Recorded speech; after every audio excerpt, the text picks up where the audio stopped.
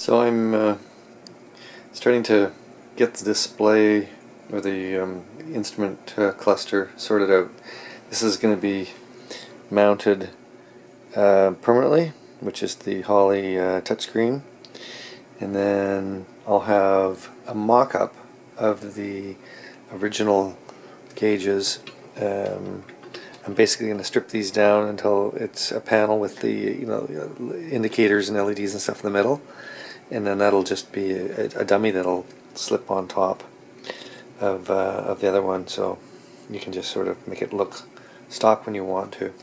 So I'm in the process of sort of tearing all this stuff down and cutting the plastic such that I can fit this in, mount it all nicely, and be able to remove the old gauges by just grabbing it basically and just slip fitting it in and out for display purposes only. There's a bunch of stuff going on out here. So actually, when you go to remove the clear plastic cover, you can see it having some trouble getting the remaining little bits out of the groove at the bottom there. I'll have to keep chunking at it. Let me just set this down over here and I'll show you what I'm going to try to do. So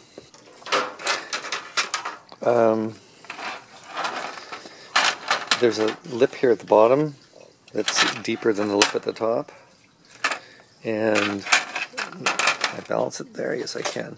So I'm going to mount the digital display flush with the back. I will use this because this has got the mounting tabs on each side. I will cut this out, cut this center section out, and I will mount the digital gauge within this, and then I'll have black plastic on either side of it to sort of fill in the gap because it doesn't go all the way out.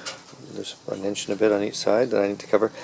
This piece I'll resurrect. I have a couple of these instrument cluster cases, so I will, between the two I've got, I will build the dummy unit and then be able to slip it, have it slip inside here and basically be mounted temporarily, as I said.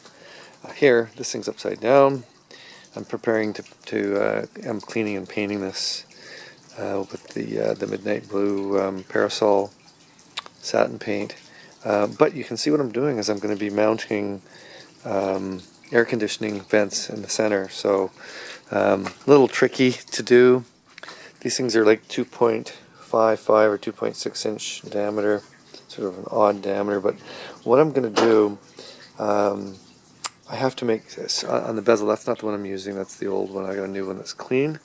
But I'm going to be making the opening just slightly larger to fit these guys in. These have to be trimmed up a tiny amount, and then I'll be able to have these two mounted. And basically, what's going to happen is they're going to go. I'm going to glue a 2.5 inch coupling that extends into the windscreen vent. So they'll capture, they'll stick through. So I'll cut circular holes, stick the pipes through with a rubber coupling that attaches them, and then they'll be open in the bottom. Basically, I don't care if I disrupt the airflow to the window. I'll still, if the vents are closed, it'll still force air up through here anyway. But what I want to be able to do is, when I need these air conditioning vents to flow air, either just normal air from the outside or air that has been heated or cooled, it'll get captured through this. I think it's going to work fine. The other vents, they have no central control in the dash. The other vents, you just open or close them, and they just connect right into the center of the air box with no flapper valve.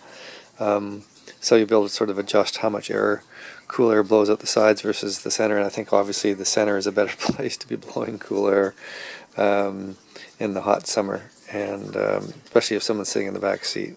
So there we go. And I noticed that these dashes are made in Canada, where I live, which is kind of cool. The North American Auto Pack required that a certain amount of any North American cars be produced in Canada that are sold in Canada, or parts of the car, And same with the door cards. They also are stamped made in Canada, so it's kind of fun. Anyway, I'm just cleaning up. I'm using a combination of several things to clean. This is the one I like the best. Southern Polyurethanes makes this waterborne wax and grease remover. I also use acetone and a few other tricks just to get everything super clean. And then a 600 grit sanding to just give a little bit of bite to the surface. And then one more cleaning, and then you can put the adhesion promoter on and then start building up your paint from there.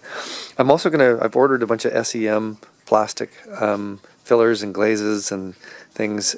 Just as I go through and being really fastidious, I'm going to be touching up where there's a scratch. I'll give you an example. There's a little nick here, so I will be filling this in very, very carefully, and just wherever I see any wear and tear, I want to get it tuned up and repaired so that when this thing goes back together, it's all flawless inside. Okay.